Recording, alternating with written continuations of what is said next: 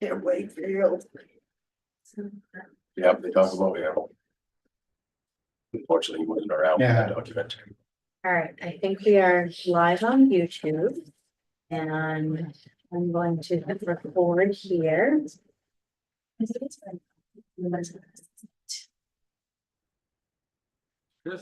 Perfect. Coming together. Krista. And after our presentation, from PBIS, I'll Okay. pass the board members up there. They're gonna get. Perfect. All right, Okay, ready to go. we'll call to order the December 11th, 2024 GSB CSD regular board meeting. I guess we'll do roll call first. Sam Belknap, I'm here. Betsy Ball, see her on Zoom. Annie Cobb, also on Zoom. Hello. Amy Guptill, I'm here. here in person. Matthew Hanley. Here I am. Hello. David Ogier. Here. And Krista Thorpe. Here. And Meredith Verney is a known absence. I'm August Avantaggio, and I'm here. Can you please stand for the pledge of allegiance? Pledge of allegiance To the flag of the United States of America, and to the republic for which it stands, one nation, under God, indivisible, with liberty and justice for all. All right, thank you. Great, so we will begin with a presentation by the members of the PBIS team. Welcome. Thank you for being here on this dark and stormy evening. I'm Nicole Ellis. I teach kindergarten. I was 5-6 science last year. I'm one of the coaches for PBIS and Muscle on Leadership. So yeah. I'm Sarah Flelling, a second grade teacher, and I am not a PBIS coach, but I am on leadership, so I am sort of her co-pilot right now and be her Vanna. Take it away. Where it is.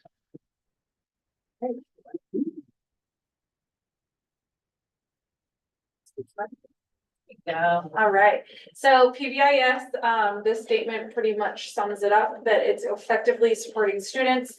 Social emotional behavioral needs is an evidence-based strategy to improve staff wellness and school climate. And kind of a great way to think about that is when you're thinking of social emotional behavioral needs, it's the same as a student's academic needs, right? But it's just behavioral. So another way to look at it, and kind of what PBIS is all about is providing those interventions and those things that students need behaviorally, just like we would for academic needs. So some of the work that we've done so far is we've created the school matrices that you see. It should be somewhere around. Is it posted on the letter? It should be. Yeah, it's down there, but as you walk around, you'll see the PBIS posters that we created over the summer and ordered, and as well as our mascot that's on the wall there for students to take pictures of. That was all work that was done over the summer, so we could get those ordered and set up at the beginning of the year. So our school matrices go over school-wide expectations. And all teachers explicitly taught the components of the school-wide matrix at the beginning of the year, and should revisit it often. So all students pre-K-8 have practiced and clearly understand the expectations of our school's core values. We created a resource as well, so teachers have access to lesson plans that they can pull from to be able to explicitly teach the behavioral expectations for the school. The lessons also directly align with the responsive classroom modeling approach. So if you've ever heard of responsive classroom, they do interactive modeling. So what that looks like is first the teacher will model and go over expectations, then a student will model and go over expectations. You'll have a discussion of what the students noticed, and then everyone practices. So it takes a lot of the guesswork out of the behaviors, right? So students aren't guessing what the teacher expectation is, they know. So we use the responsive classroom model. A handful of us went to training, in the spring, it was the spring, for responsive classroom. And it was great. And so that interactive modeling approach is really key, to helping minimize some of those behaviors that you might see, because when a teacher says what's expected and they haven't modeled it, the kids don't know. So this is an example of some of the matrices that you'll see around the building. Pre-K pre-K 3 has the ones with the cougar mascot. And then as we talked more, they talked more about the mascot being a little too much for middle schoolers. So we altered the middle school posters so that it doesn't have the mascot. So that's yep, so these you'll see are the middle school ones. And so again, it has our core values at the top: be respectful, be responsible, be safe.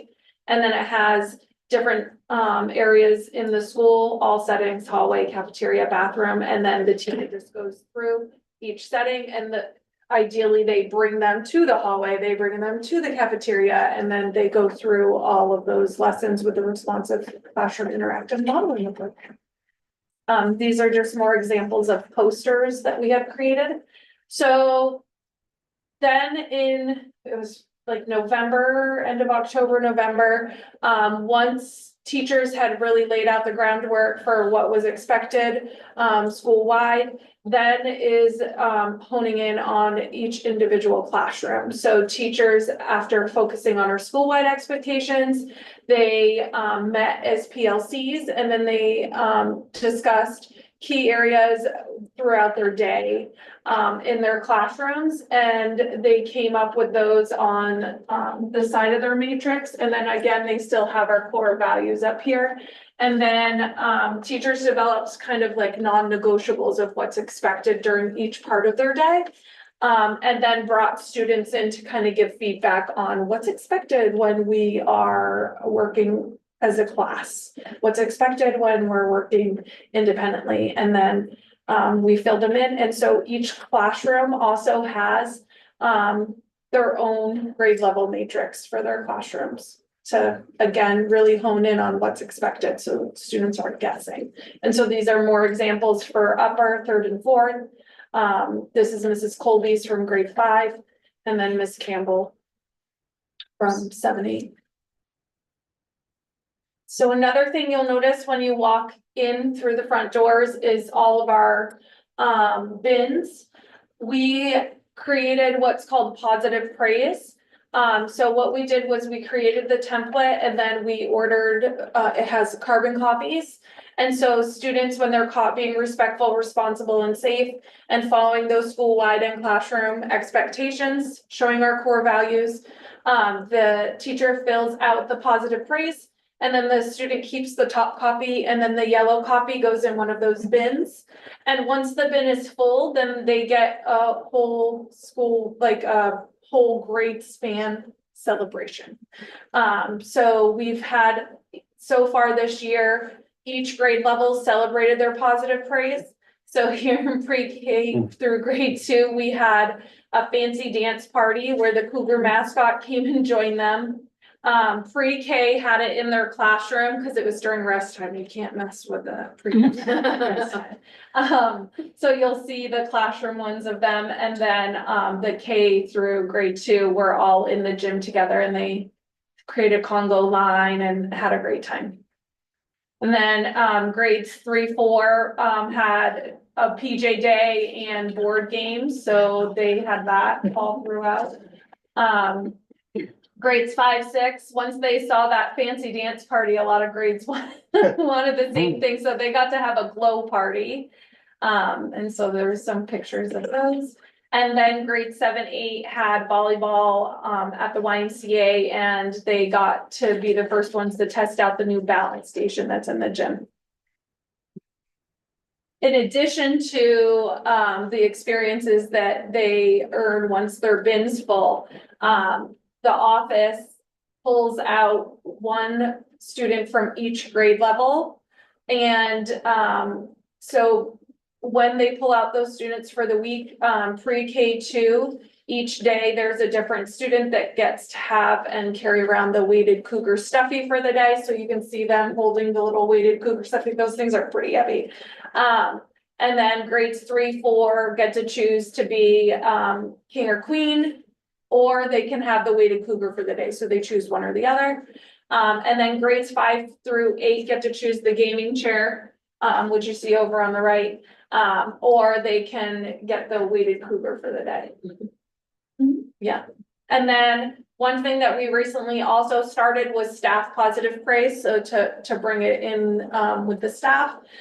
So far, there's been a staff member earning a chair that they can only use when the students are at special. I think it has like a massager or something. Oh, yes. And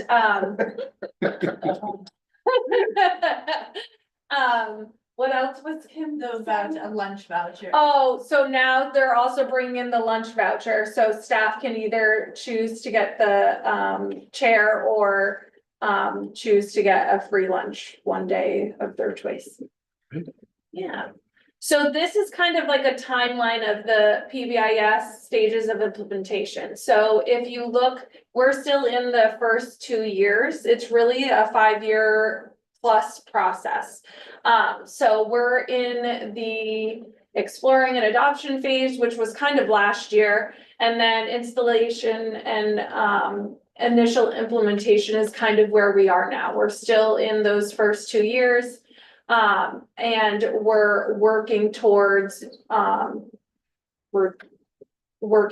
those years 2, 3, and 4, 5 that you see below. And so looking at what things we're doing now, so we developed the school matrices and we have all of that consistent language, which is the first step with the PBIS. The next step is we've really honed in and started looking at how we collect data on student behavior. So this is a flow chart that we created at the beginning of the year to give staff a clear guideline of how they refer behaviors. So if you, on the front part, it goes over what's expected of the teacher to explicitly teach, acknowledge desired behavior, respond to behavior problems, actively supervise, actively engage, and build and maintain relationships. And then it gives a clear outline of staff managed behavior. So what the teachers are expected to deal with in the classroom, and then what administrator managed behaviors are. As you'll see later in the slide, there's also a clear guide for teachers that gives a definition for each of those behaviors. So they can look at the definition chart and be able to identify exactly what the behavior is if they have any questions about that. This is the behavior referral paper. So when a teacher is experiencing any difficulties with a student, they fill this out so that we can track the behavior over time. And it's mostly for data collection. It's not to like, It's not going in a permanent folder. yes, it's not like a punitive thing. It's more to collect data over time, because as we collect data, then we get to see behavior patterns. And when we see those behavior patterns, then we know the students that need more intervention. So that's the goal of this, not to be punitive. So up here, you just collect basic information, the staff that refers it, the student, and then who collected it, and then the date and time and where it happened, how long the student was out of instruction if needed, and then what the behavior was. So again, they refer to those definitions if they have any questions about that, and they check off what the behavior was. And then the most important part are actions taken. So whether the teacher conferenced with the student, they provided them direct instruction with the behavior that was expected. They contacted home, and a teacher might do more than one of these things. Restorative practice, whether they talk, they have a circle where if it's more than one student involved. Community service, restitution loss of a privilege, bus suspension, alternative placement, classroom exclusion, timeout, detention, in-school suspension or out-of-school suspension, or if there was something else taken, then they fill that out. What happens with these, Can we go back? Yeah. Can we go back? what happens with these is the top copy goes home with the student for the parents to sign.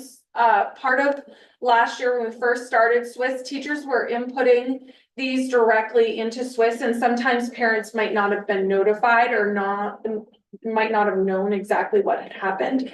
So to make sure that didn't happen, we got carbon copies of these this year. And so teachers are filling these out. The top copy, the white copy, is going home with students. There's a yellow copy, which the teacher keeps for their records. And then a pink copy goes to the office and a staff member puts that information into our Swiss data system that tracks all the behavior, so we can run reports and see trends over time and those sorts of things. So this has been a really big help this year and has made a big difference. These are those definitions that I was talking about, that teachers have. They were given a copy at the beginning of the year, of both the flow chart, the Swiss referral form, and the definition of all those behaviors, and it also gives examples. Principal Schaff also, during our leadership meeting, said that she shares this with you guys as well. But it's data that she shares with staff every month in her staff bulletin. So staff are aware and know frequent locations for behavioral issues that have been referred through Swiss. Another thing, part of our PBIS work, both as the leadership team, is we are constantly developing an action plan and working towards meeting those PBIS identified goals, basically. So we're still in tier 1 of the PBIS phase, and moving forward to continuously make progress in meeting the PBIS tier 1 expectations. We use this action plan to kind of revisit where we're at. It's called a TFI, and so it gives us a clear outline of what we're supposed to be doing, and then we develop an action plan based on that. This is a new part of the phase that we're now getting into, which is analyzing data and looking at those trends on Swiss and really kind of diving into locations or behaviors that we notice are a frequent issue. So I know it's kind of hard to read because I took a screenshot, but this is used to help us analyze that data and then plan behavioral interventions and solutions to problem areas.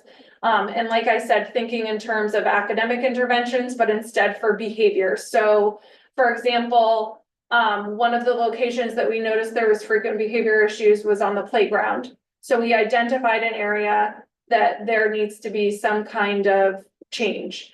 And so we brought that to our staff meeting, and then we had a whole staff discussion about these are the issues that we're seeing, if they're frequently happening on the playground, what can we do to solve this problem? And then staff helped generate a bunch of ideas. And now we're in the next step as a leadership team is working towards implementing some of those initiatives to help minimize the playground behaviors. And that's it. Would you send me the slideshow so I can put it in the drive in case board members that are on Zoom or here want to look at it? Of course. Does anyone have any questions? Well, I just want to say thank you because I asked Kim if we could talk about particularly the second half. Yeah. And I think Kim already knows my feedback, but I'll just say it for, I love how you just explained the Swiss paperwork and like that clarified it to me. I don't Yeah. think as parents at home that they know that that's true. And I can tell you 100% that if I'm a 7-year-old or an 8-year-old and I just had an issue with you, and I know I just had an issue with you, and then you give me a paper and say, take it home to mom. Right. They feel like it's punitive and they're in trouble. And I gotta tell you, they don't bring them because they are like, you find them in the background. Because they're like, no. So I don't know how we can message that to parents, I think is important. We've had that conversation Wow. because I have had parents come up to me before and be like, what is this? Is this like strike one and then strike, Right. what happens at strike three? They're five. Yeah. And they if really it's need not to go that, home with it's the for us to kids. track that Yeah. behavioral trend and see what interventions or things they might need. And if it's a systems error or if it's a student, and that's just how Yeah, they are. So yeah, we're working on that. And I think the other part is we do want them to be aware. So it's like that way, right? Like having parents informed is really key because hopefully at home, parents are also talking about what's expected and what does behavior look like at school that's respectful, responsible, and safe. And we want parents kind of helping initiate that at home as well.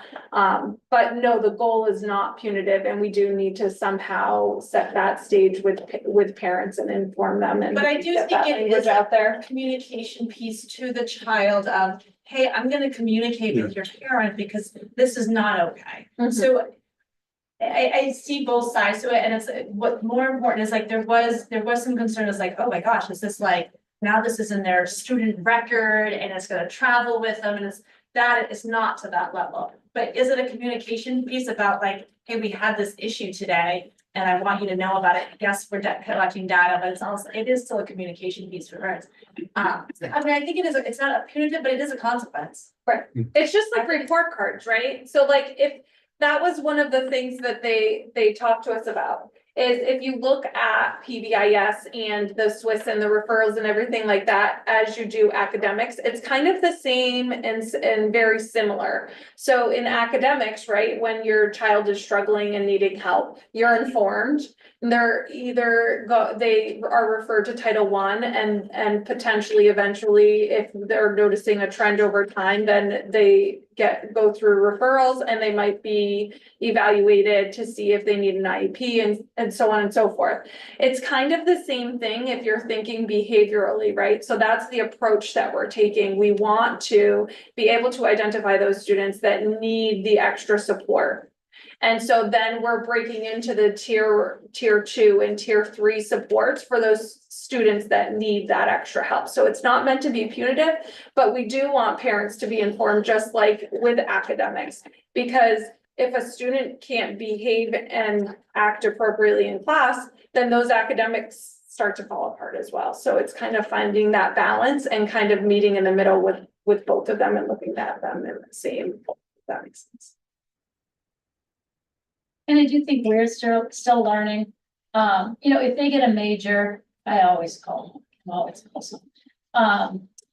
Classroom teachers, I know a lot of the teachers, if they've sent that home, they'll put in the rooms, check for a slip, or this happened to happen, ask your child about it. So, just we're getting there as far as everybody getting on the same page as communicating, because and there's some kids, I'm like, that slip's never getting. But we know those as well, and I tend to make the phone call just to say, okay, want you to be aware of this, because I know you won't see the paper. And again, any feedback is super helpful, because we are in the first 2 years of this and we are just starting to kind of push these initiatives and work towards creating a better school climate and all of that. So getting that feedback, that's one of the key focus areas in our action plan that we need to take is communicating more with parents in regards to what those SWISH referrals mean and all of that. Nicole, real fast. Is there any type of data tracking on the positive praise side of things? Just thinking about the value that these, like the data here provides on trends and behavior things and just wondering if, and again, not making any recommendation because I don't know how burdensome this would be, but tracking like location, who's providing these praise and things like that, just a way to kind of provide the corollary to this set of information, like, okay, where are we seeing things work really well? What are the contexts in which kids are kind of really thriving in this PIV system? Yeah, So- that's not in the works yet. So we haven't gotten that far. But we've started talking about it, and Yeah. our external coach, Chris, has talked with us about it too, and And even thinking about that 5-to-1 ratio, that you should be giving 5 positives to the 1, referral form that you wrote up. But we have talked about that, and even our BCBA consultant that's here on Tuesdays has mentioned, we really, it'd be nice to know the positive praise that are handed out, against the referral Yeah. forms that are happening too. So, yeah, more things to think about to come in the future, because it makes complete sense Great. to track. As long as it's on the radar. Yeah. Awesome, that's Even at the great. issue today, we had the conversation of, some kids will even say, well, my teacher doesn't hand those out, so getting there. Yeah. Getting there, but yeah, Excellent. it's still a place to go. Yeah, we still have a lot of work ahead of us. Fantastic addition to Yeah. the teachers as well, or the staff. Mm. Yeah, I think it's they statistically say that staff can't be engaged unless they have positive praise at least every 7 days. It's really hard for like your direct supervisor to do. This is coming from somebody who has 150 direct reports, so I can tell you, I've been saying thank you a lot. So like you gotta make it a whole culture or a whole staff. Yeah. And A some culture teachers to all are, praise each other and Yeah. like giving easy ways to do it. some teachers are involving their students too. So, like Megan Colby has mentioned that she'll sit down with her students and be like, what teacher do you think we should fill out a positive praise for today? And then they'll all talk about and make comments and then choose a teacher to put in a Really good engagement activity. Yeah. Love it. Yes. It's my word of the year. Yeah. I'll stop saying it now. Thank you, guys. Thank Thank you very much. I will say my daughter, who's in kindergarten, had the cougar one of the days this week and was thrilled. So she was thrilled. So it really is a all around a great initiative that you are working on and bringing into the school. So thank you so much for your presentation. Thank you. All right. Okay, moving on. Now is the time for public comment. Do you have any members of the public who would like to make any comments? There are none online. They're none online either. All right. Jonathan's just gonna sit there and take, and not give anything back. Play it Sudoku. All right, well, we'll move on to the minutes, seeking an action to approve the minutes for the regular meeting of November 13th, 2024. Thank you, Sam. It is moved and seconded. Are there any corrections? Anyone up there? Okay, seeing no corrections, those in favor of approving the minutes, raise your hand. Say aye. We have unanimous plus. Matthew, are you Matt is abstaining? an abstention. I'm abstaining. The video, audio cut out last time. All right, so one abstention. Okay. Moving on to the chair's report. The next regular meeting of the GSBCSD board will be Wednesday, January 8th, 2025. At 6 p.m. here in the library. August. At the school. I didn't catch that. Your next bullet there, the next meeting of the AOS board will not be yesterday. But will be in January and the date is escaping me, but prior to that, there will be the budget meeting. Okay. DVD for now. Possible education. It's either the Probably 7th or the the 7th. 14th. It'd be the second Tuesday, so it'd be the 14th. 14th. Okay, the 14th. So the next regular meeting of the AOS board will be Tuesday, January 14th, 2025 at 6. Right. In person At Central. at Central Office. The budget meeting will be held on Wednesday, this January. December 18th.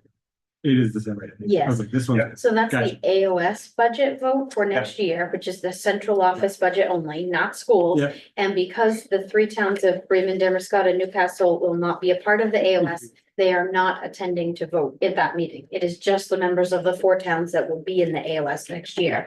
They're holding it here for availability in central location. Great. Right.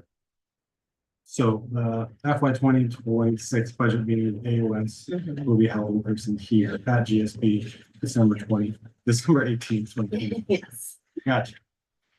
All right, on to committee reports. The Facilities and Transportation Committee did not meet this month. There were a couple of scheduling conflicts and we will meet the first Monday of next month, which is New Year's Day.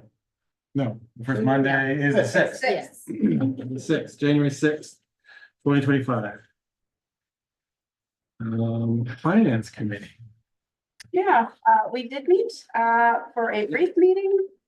Everything is pretty much all on track.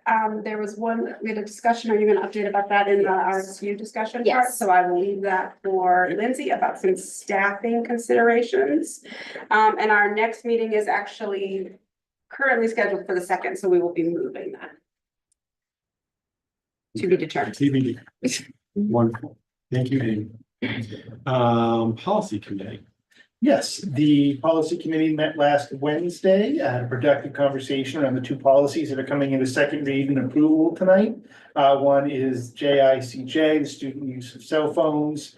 Long and short of it, we circled on a policy that will set a foundation for the administration to put in place what will eventually come back to us as an R policy, but also be the kind of procedures that will be followed and laid out in the handbooks on the implementation of the policy around cell phone use within the school.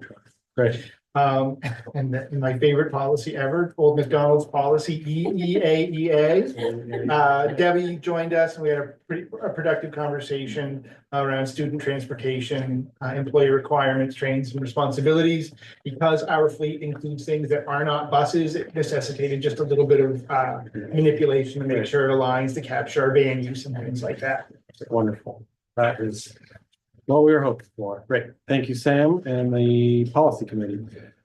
Strategic Planning Committee. Sorry, did we say the next meeting is not Christmas Day, which is the 4th Wednesday of this month? Correct. And so TBD. Yeah, TBD. Great. Thank you, Chris. Thank you, Chris.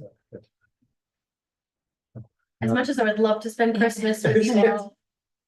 the gift of policy. Strategic Planning Committee. No. Did not, yes, great, GSB Board Workshop. Did not, there were no workshops.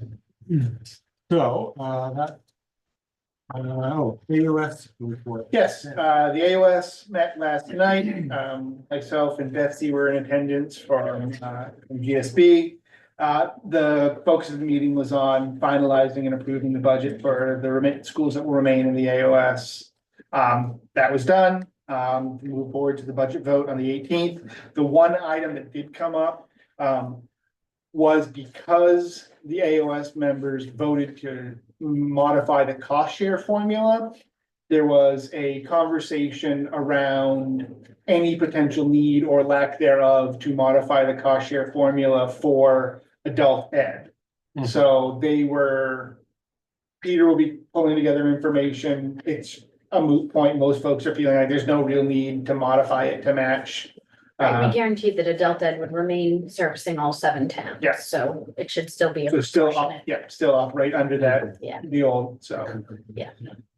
But just to make everyone aware, that will be a topic of discussion on the 14th. And if any action that is germane to this board happens, I'll provide an update immediately after that meeting. Wonderful. All right, great. Thank you, Sam. Thank you, Betsy, for that. Thanks. Lindsay, on to your superintendent's report. Most of my report has to do with RSU 48 formation and withdrawal, so I'll save some of it until then. I will tell you, we're starting to move into FY 26 budget development. It seems early, but it always is here before we know it. So we're starting to have our conversations about priorities and process.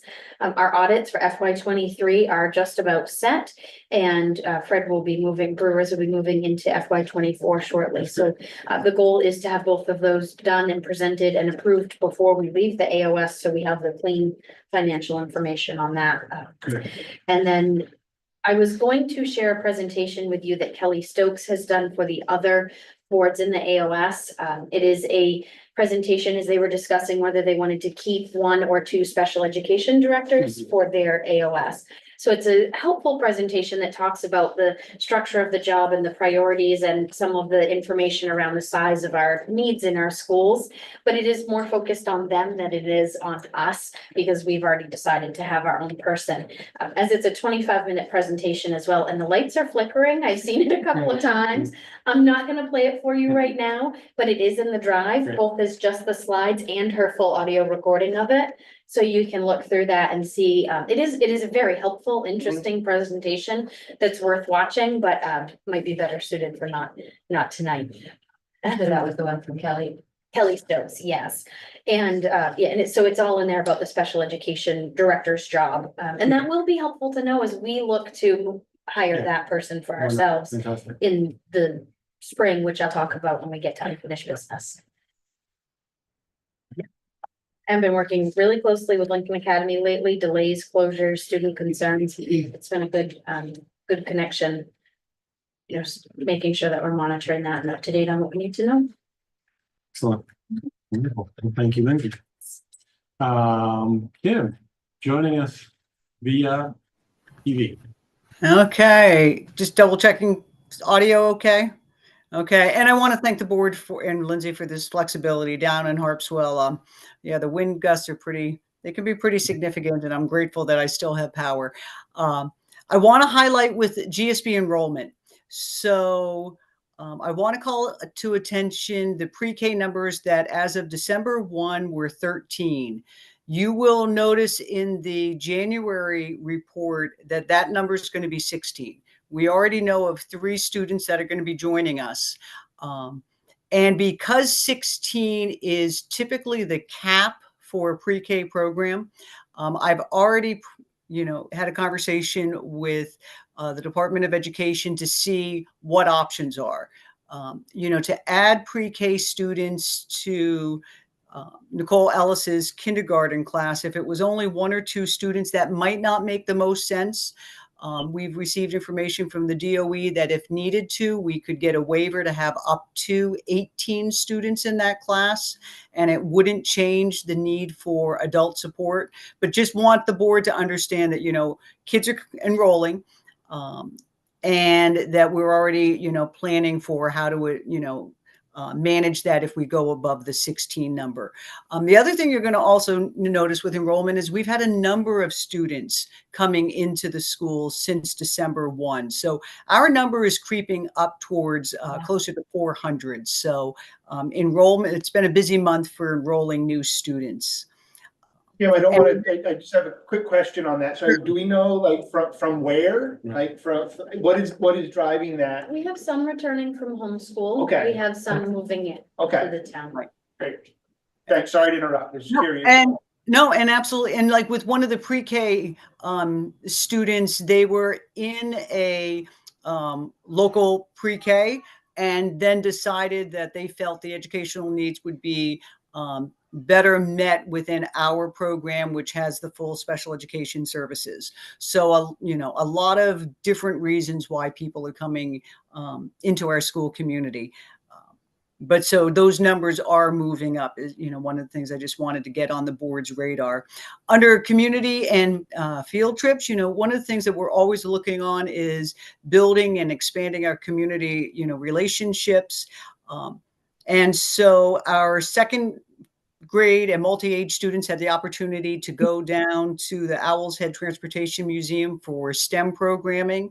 That's programming that was spearheaded last year by Jen Wright, and so we're expanding on that. The other community program that I thought was really neat because of the way it aligned with our literacy program is Lincoln County Theater was showing Lost in a Mountain, Maine. And so it aligned with the 5th grade students reading that text. So when any of there's times that we can make that crossover and have an opportunity for our students to do compare and contrast between text and movies, it was just a perfect alignment. So it was not something that we knew was going to be able to take place at the beginning of the year, but the 5th grade teachers, and in particular, Kelly Gerard, jumped on that opportunity, and our students, thoroughly enjoyed that. it was really nice the last PTO meeting because Natalie Allen with the PTO Executive Committee is really working on trying to bring more parents in. And so she started this in-person meeting a little bit differently. From 5:30 to 6 was basically a social time. She had, food. She asked KJ to be available because oftentimes parents have questions about how to access and use the technology. So she made sure that parents understood that, if they wanted to see KJ, he was there. And then it transitioned into their meeting. It was a fantastic evening. The energy, the conversation, it was just a wonderful experience. And I think it energized the PTO to do more of those type of meetings. And so it was just one of the things that, again, I think the next time they do an in-person with that social hour, it would be fantastic if board members were able to join us for that. Under food service, want to highlight that, our kitchen passed inspection, which is a good thing. But as I noted in the report, there's a few things that Mark as facilities manager is going to address, but those are very minor issues. And you have the facilities and ground report, which is, highlighting a number of the things that are going on. One thing I wanted to point out is the old greenhouse has been removed, and we're going to be figuring out a way to acknowledge the fact that that old greenhouse laid the foundation for, the expansion of our agricultural program, the development of our, the current greenhouse. So we want to make sure that we're acknowledging that donation and how it led to the growth of our program. But again, that was a safety concern. So Mark hired a company that worked on removing that greenhouse. So if you walk on the side of the building, you will see that that's no longer there. So under the staff and student, one thing I want to emphasize and highlight is now that we're gone back to doing dual grading, standards-based with traditional grading, one of the pieces of feedback that we were hearing from families, parents, and students is, can we start making sure that we're acknowledging our honor roll students? So what I'm going to be doing with the board is, at the end of every trimester, we're going to be highlighting the number of students that have made honor roll. And that information has been shared with Lincoln County News. We're going to be putting that on our social media. And one of the other things that the teachers asked for us to do is have a special assembly to acknowledge those students for the hard work that they've done. So we're going to be setting up a time for a 5 through 8 assembly where, again, the highlight really is focusing those students and recognizing them in front of their peers who have put in a lot of hard work to be and maintain being on honor roll. Under the culture and climate, we had a fantastic choral concert. The other thing that I want to emphasize is that beginning in January, we are going to start student focus group luncheons. And I shared a link with you that it's based on the work of Robin Jackson. And many years ago, the administrative team went to a conference with her in Camden, an outstanding educational consultant. And so this student focus group model is what we're going to use her model. And so once a month, we're going to be, and I'm going to be leading it, but the times that other teachers and leadership members are going to join us, we're going to be meeting have a special 1st and 2nd grade luncheon, 3rd, 4th luncheon, 5th, 6th luncheon, and 7th, 8th luncheon. And we're going to be asking the same 5 questions and then getting the student feedback to, look at what we're doing and how we can improve. One of the things that she mentioned in the very beginning of this transcript of her podcast that I think all of us could appreciate is she's, mentioned the fact that when she goes into schools, and this is her quote, "I don't care what teachers or the principals say is going on. The students always tell us the real deal." And so, sometimes voices of the board has resonated in my head, because sometimes I can say things, but you want to hear from the teachers. And in particular, we need to be hearing more from the students. And even with our PBIS leadership model, that has, a requirement to get more student feedback in addition to just the surveys. So these focus groups are going to be started up in January, and then a summary of their feedback is going to be shared at the staff meetings, and it will be a component in my principals report for you. So I just wanted to highlight that. Want to let you know that we've hired a new ed tech, Marcella Carroll. The great thing about Marcella is she's not only going to be a Title I ed tech, but she's going to be offering an after-school Spanish program. So that's, yes, I see, Betsy, I see that. Yes.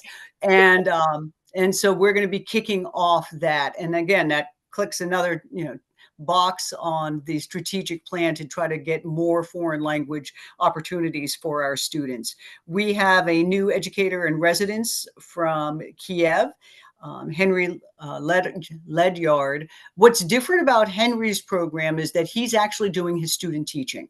So he's going to be working directly with Jewel Galetta and doing his student teaching requirements through our school program. And I'm very happy to say that Megan Verney is back with us. As mentioned in the presentation earlier, I have shared with you a Swiss report. I have to highlight that it's a good thing I'm not teaching math any longer, because I did make a critical mistake when I said the percentage of students who have had a major referral and how that relates to the overall student population. So we've had 15 students with major behaviors that had to be managed by either Cami or I. That represents 4% of the student population. I forgot to move the decimal point over twice, which makes a big difference. But 4%, when you think about the overall student population, is still, compared to some other schools, that's a small number of students that really had to have their behaviors managed by Cami and I. And I do think it's important for the board to really be aware of the number of suspensions and expulsions, because that's information that has to get reported to the state when we do our reports for them. So during November, we only had one incident that resulted in an in-school suspension. Transportation is going well, but there may be a situation in which we have to look at adding a wheelchair accessible bus to our fleet.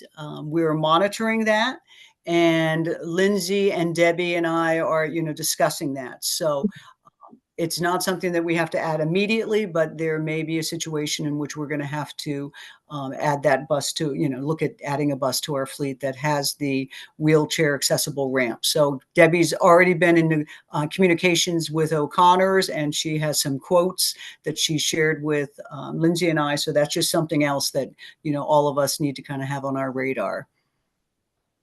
Any questions? Not a question, just to take a moment to acknowledge, you just did the quick math, and between the high honors and honors, roughly 50% of each class fell into those categories. So I just wanted to extend my appreciation, the board's appreciation, to the hard work of all of those students. That's an impressive percentage across the board. Congrats on the hard work. And that's why we really, again, that's one of the reasons why we want to make sure that we're emphasizing that, celebrating it. And so it is great teaching, great learning. Well, thank you for that in-depth report, Kim. Are there any other questions, anyone on Zoom? We're all set. All right. Thank you, Kim. Moving on to unfinished business. Is there any action? I don't think we're gonna need any action. I just wanted to give an update on where we stand, which I'll do monthly, just to keep everybody informed. We are creating a comprehensive list of areas that we want to review and have in order before we get to July 1st. Currently, KJ and I, Michelle, a few others are working with Power School and Aptiv Fund to work on transitioning in, opening modules, learning new modules that we're gonna be using so that we're not learning them once next year starts. We'll have them in ahead of time. Active Fund we're already using in the capacity that we'll be using it, but we are adding some Power School modules to our budget that will meet some of our needs in a very exciting way, both analyzing data and managing HR side of our business. So we're gonna be looking forward to making that a nice, clean one spot for staff to get onto many areas and accomplish many things at once. Good. Did talk to the Finance Committee about hiring the business clerks sooner than July 1st. I think what we are going to want to do is have somebody, if we end up hiring somebody that doesn't have any Aptiv Fund experience, they're probably going to need a couple of weeks to work with Aptiv Fund's trainers and get to know the program. We want that to happen before they're responsible for processing paychecks, right? Or any other payments we have to make. That if they came on board May 1st, then that would give a couple of weeks for training and then a couple of pay periods and warrants that would allow the person to take over the process while still being able to ask questions to central office, work with them. We can access their support if needed. But by the time July 1st comes, we have everything smooth and in place. That obviously cost money we hadn't budgeted for. I did identify a central office administration line or school board level administration line where we had anticipated possibly needing about $15,000, and that funds that we're not going to need this year would cover hiring somebody at the rate we're expecting to hire plus the benefits and anticipating up to a full health insurance plan. So if they take less, then we wouldn't need all of that money. The Finance Committee did unanimously support that idea in terms of making sure our transition is done smoothly and early to get any hiccups out of the way. So I did want to just bring that to the board's attention, that we're going to plan that and we're looking at phasing all of those services in. So in order to have someone here May 1st, I would be interviewing in early April so that they could give their notice to wherever they are now. So I'd be posting probably mid-March. I anticipate posting for a student services director, probably February or March as well. When I see the first ones start to go up on serving schools, we'll throw ours up there as well. Even though that's earlier than July 1st, it's very typical for special ed directors to plan to move July 1st with the start of the school year. So we'll be looking at those two positions in the early spring and getting the student services director, I think, will be fine to come on board July 1st because they'll probably be finishing out somewhere else. But if we need to readjust that, we'll look at that closer to the time. Lindsay, in the second, I very much appreciate the kind of proper planning prevents poor performance approach of this and making sure that we have in particular those kind of budgetary components squared away as we transition into the RSU. It makes me actively wonder, and given the kind of increasing focus that central office will be placing on the other schools, if we might want to consider transitioning you in earlier to the business manager's position to make sure that we have the support we need in-house, in particular, as we start to dig into the budgetary process and prepare for next year. So I just throw that out to the board as an item to consider. I think it makes the most sense, especially for those kind of financial related obligations, to figure out how we put in place those structures sooner rather than later, for the same exact reason you lay out for the clerk, so. And if I have my training and feet under me on that before they come May 1st, I'll be in a better position to help support their training and development as well. Okay, so I guess I have a question. Yes. Like, first and foremost, Yes. Does this make sense? And is it something that you would consider working with the board to figure out? Of course, yes, it absolutely makes sense to me, if it does to the board, and yeah, I'd be happy to work with the board on looking into funding for that and how my schedule would look. So it'd be like 3 days to 4 days. I'm 3 days That's right what now, it's so probably add a 4th day and then July 1st go to the full. Go to the full time as we had planned. Yep. And that you feel that additional day would be sufficient to kind of start that process? Think so. I think so, yes, but we could start with that and revisit if needed. So this is the superintendent, business manager. single position than that. Yeah. I'm still hiring or looking at special ed. And we've got the student services director. Yes, That's special ed. yes. And it's called student services because it encompasses more than just special education. It's full-time. That is full-time as of July 1, yes. So yeah, I would be able to work with the board to look at that structure to start. I would want. If I'm gonna do the budget, I want to do it when the budget process starts, which is the,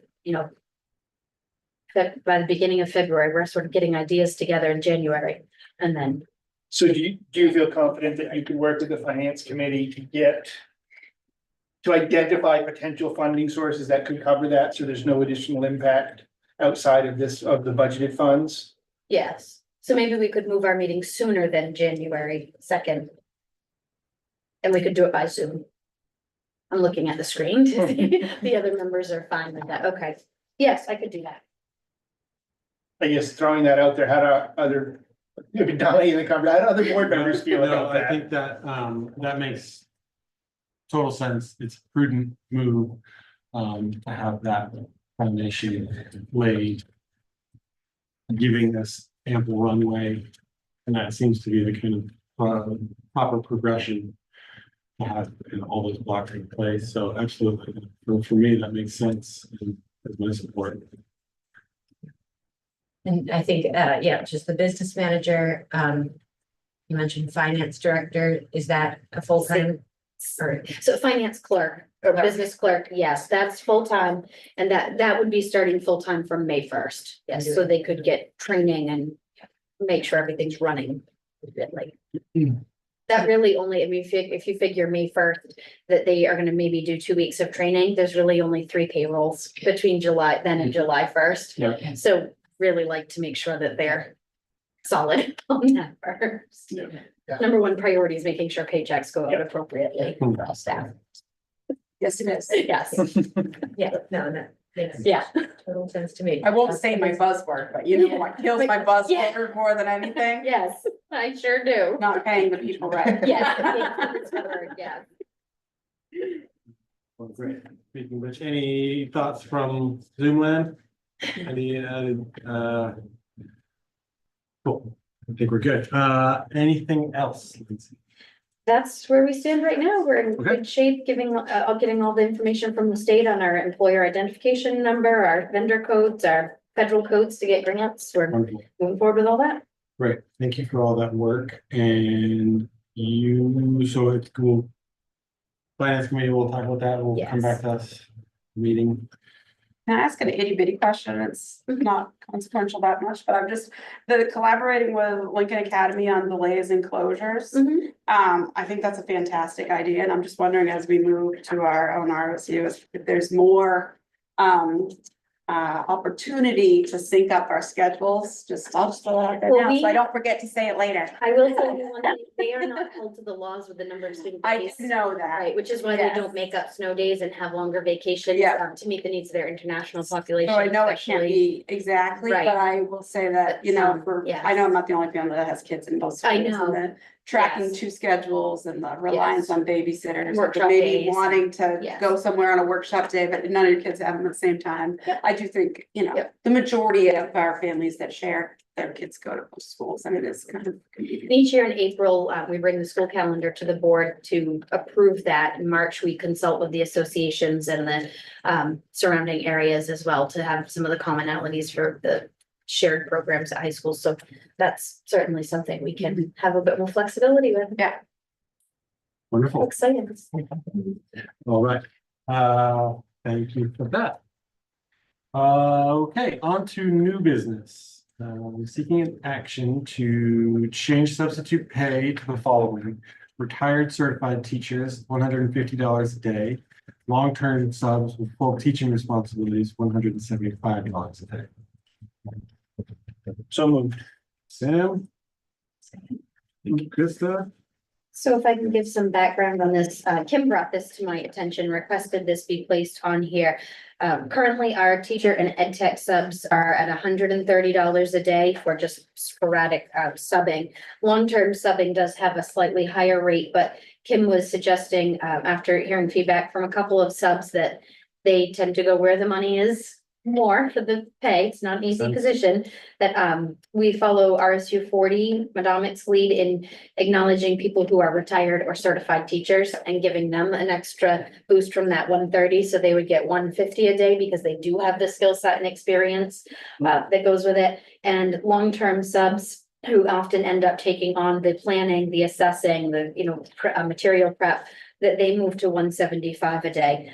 Before this meeting, we looked, some of our districts, tied the long-term sub rate to the bachelor's step 0 daily rate. So what a new teacher with 0 years of experience would earn for a daily rate, and they pay them that because they are taking on the responsibility, but they don't get the benefits because they're a substitute. We did not do that last year. Last year, we looked at things and we tied it to a certain number. Which I believe is the 150 possibly for the long-term sub rate. But the request here is that certified teachers receive 150 a day for the sporadic sub, and anybody gets 175 for the long terms. Is that? How does that compare to that step 0 or step whatever the? Step 0 is $253 a day. If we tied it to that.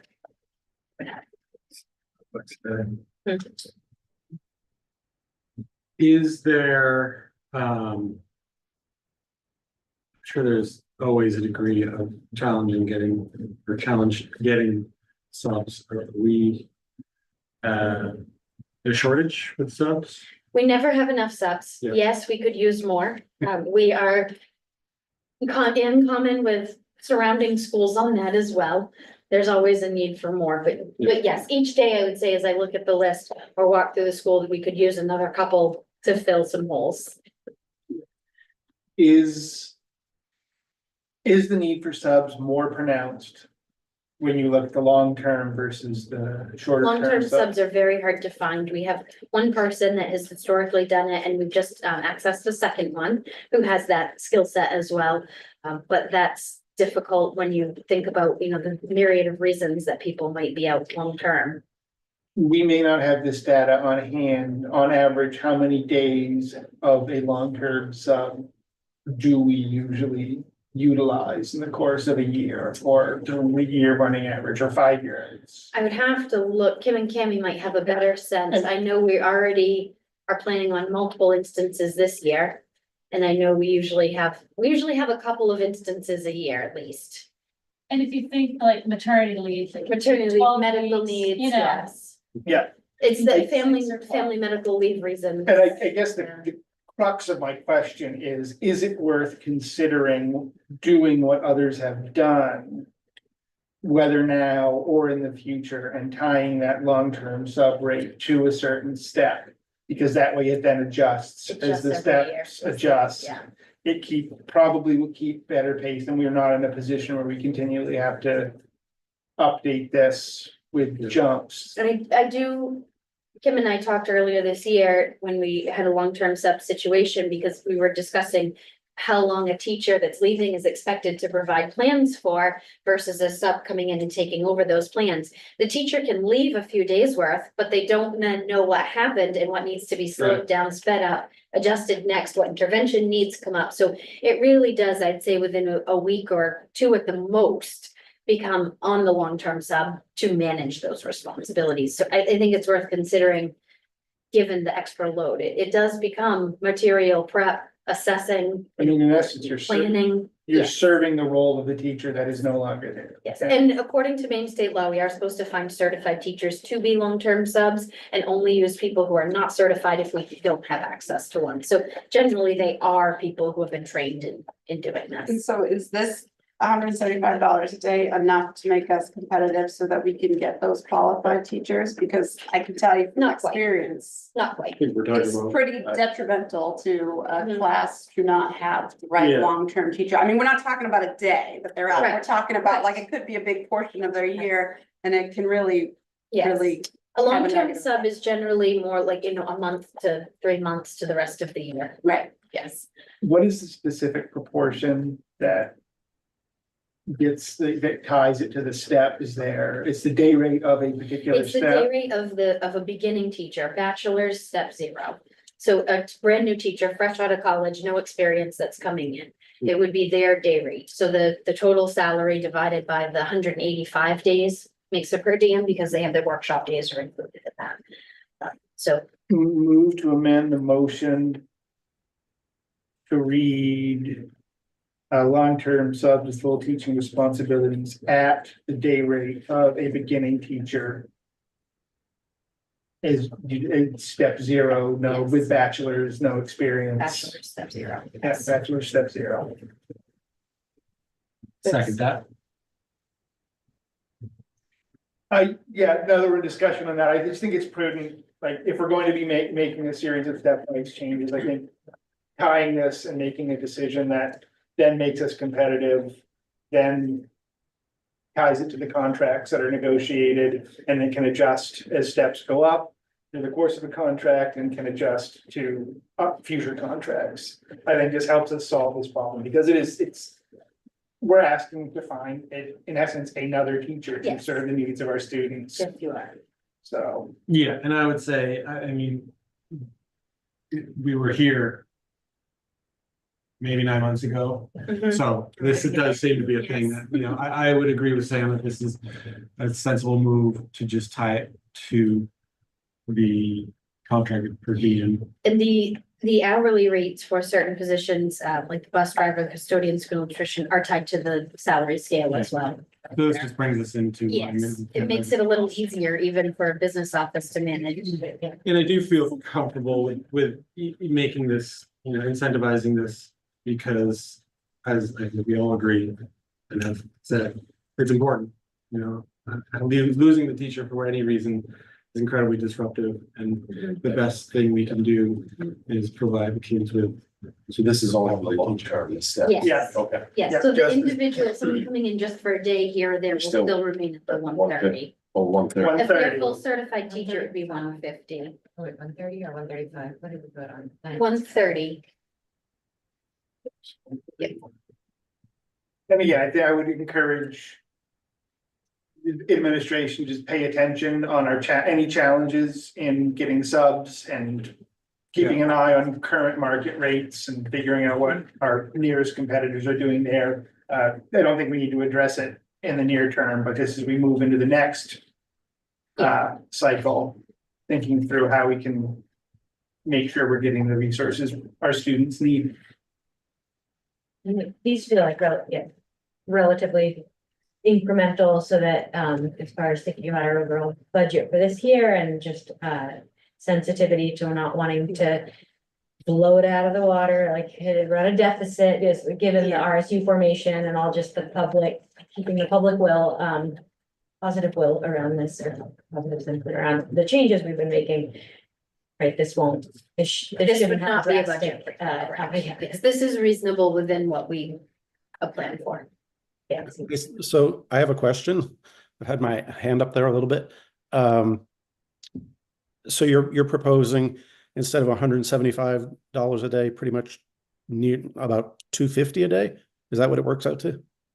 That's what the amendment is, yes. And you feel as though we can afford that if we have 2 or 3 long-term subs without impacting the budget? I do. Okay. And at the finance committee, if you'd like, I'll show you, we can go over what lines that covers. Okay, that'd be helpful. Yes, that would make And sense. Is A there teacher who is there- a teacher who goes out on leave, family medical leave, let's say, do they receive any pay during that time? If they have time accrued that is payable, like sick time or vacation time, then yes. They are, right now, the current state and federal family medical leave law allows you the time off, but only paid up to what you have accrued. The law that's gonna go in effect, that we'll start paying into in January, but doesn't start until May 2026, requires paid time off, whether you've accrued it or not. I guess to follow up on your comment, that is there a time sensitivity on this adjustment? Like, if we Do you are, want to wait until the finance committee has reviewed it? yeah, just to make sure we're putting in our kind of fiscal due diligence. I think that's fine. And with the current change, or the change that's coming up in 2026, we'll essentially be paying for an extra person. Right now, we're not paying that, so we just need to be mindful of the longer term implications. Why don't we bring it all to the finance committee and look at the whole picture? All of that, all of those And pieces. our together. school's gonna be paying 100% of that, there's gonna be no. The family medical leave Yeah, act? No, that's For a 2026, because that's not, So so that's most a- people are doing. whole nother topic. I might move to school, I'm just kidding. That, no, that we're Yeah. currently discussing with associations. Right, like that's So I still, can't give you an yeah, answer tonight. So I guess clarifying, like, do we need to take action on either the original motion or the motion as amended? Or can our illustrious chair simply table it until after we hear back from the finance committee? You might want to take a vote on the amendment, so we know what we're talking about at finance committee, okay, and then table the whole thing from there. I don't know, what's your book say? I think. I forgot that chapter. I would say, yes, let's first vote on the amendment. And then we can table it until the finance committee. So the question is. On the adoption of the amendment for the motion to read. The full teaching responsibilities would be per diem of bachelor step 0. we lose, I think They're still on. they're still Yeah. here, they're just not a. Yeah, they're not on the screen, but we are definitely losing. And borrow time. Yes, we Um, are. So all in favor of the amendment? Raise your. That needs to be turned back on. Unanimous? Matthew, didn't Matthew Oh. vote? I guess I'm confused. It doesn't mean we're going down this road. If No. I- we're just- yes, does it mean I'm going down this road before the finance committee's really had a chance to look at it? It just seems No, premature. You're voting yes on the amendment, and then we can, So the finance so the committee knows finance what to committee look knows at. what to calculate on, they will bring the information to the next meeting where we will have this motion again to bring back up and to amend as necessary. Okay, then I'm a yes. Okay. Thank you. And so you. now,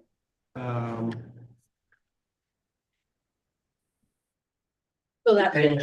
you were allowed to Just table it. table. Yeah. we will be tabling the motion to. Where's the, to change substitute teacher pay Can you try 1, 2, 3, 4, 5, 6? later date. Go touch where it says owner. What's a touch screen? And try just type 1, 2, 3, 4, 5, 6. Generally, that's the code. Thank you. That's all I needed. I can do it from there. I should be able to. All right, I suppose we'll keep going. You're on the Yes, okay, so that's tabled for the finance committee to review and bring back to us. Now moving on to policies, seeking a motion to bring into first read as a batch. ECAD, security cameras in school, EEAEF, EGAD, EGAD-R. So moved. Second, moved and seconded. Debate. And these would be discussed at the next policy meeting. So. All in favor? Yeah. Unanimous. All right, seeking a motion to bring into second read approval, JICJ, EA, EEAEA. So moved. Sam. Second, second. Amy, is moved and seconded. Yeah, so again, the JICJ, the student use of cell phones and other electronic devices, we modified it, but in essence, the modifications were really to clean up archaic language referring to iPods and things like that. And the real work will be with the policy committee and administration working on our policy, which is the procedures to allow the enforcement of that policy, and that is to come. And again, EEAEA was simply to make sure that we made adequate reference to the other types of vehicles we own that are utilized within the CSD that are not buses. Right. Yeah, and I'll just add to that, like, we went from a slightly longer policy to a shorter policy, which we always think is a good thing, like it means we are just at a high level, like setting the course of the principle behind, the action, and then that our follow-up implementation procedural policy will be important, but just so in case people in the public, I feel like this is one that the public might be asking about, so maybe like the most important, I'm reading right now, you know, the most important point is students are prohibited from using privately owned electronic devices, including but not limited to cell phones or smart devices at school or during school activities, except when the superintendent or designee authorizes for a specific educational, health, or safety purpose. So that's like the big idea is just no cell phones in school. But whether there's a pouch or a locked cabinet, that'll. Any idea on when that timeline would be? We're thinking third trimester Okay. of this year, right? That's what we had Yeah. discussed most Yeah. recently. We would try this year and then clean up any areas that we found were problematic to start fresh for next year. Yeah. Any questions online? Anything else? Will that include after-school sports activities as well? No. Excuse me. No. If you do. No, not as far as the kind of enforceable policy. Just when school's in Yeah. session. It's really focused on educational needs. Yeah. And when I said, Activities is kind of considered like field trips. Yeah, but even, yeah, Debbie was in she was in the meeting because we were talking about the bus driver one, and, you know, even though there's challenges with phones on buses, she said there's just no way for the bus driver to really have success enforcing. Yeah. those No, policies on the bus. yeah. Don't set them up for No way. failure. So yeah, really wanted to set everyone up for success, which is also why, yeah, trying something third trimester, time to prepare teachers, to implement it. Work out. Wonderful. Anything else? All right. All in favor? Yep. All right, unanimous? Unanimous.